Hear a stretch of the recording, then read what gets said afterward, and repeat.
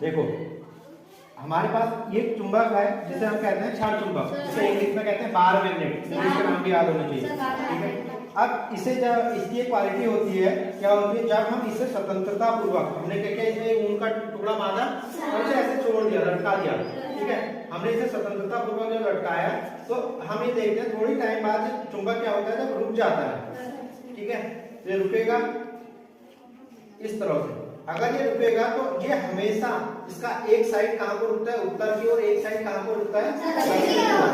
अब देख रहे हो यहाँ ये वाली साइड उत्तर की ओर रुक रहा है, ये वाली साइड दक्षिण की ओर रुक रहा है। तो ये वाला ये इस चुंबक का कौन सा ध्रुव हो गया, इस चुंबक का कौन सा ध्रुव हो गया। तो हमें यहाँ से एक चीज पता चली कि जब किसी क्षण चुंबक को हम स्वतंत्रता पूर्वक लटकाते हैं तो वो हमेशा उत्तरी ध्रुव और दक्षिणी ध्रुव में क्या करता है, ठहरता है। चुंबक के कितने ध्रुव होते हैं, दो, याद रहेगा ये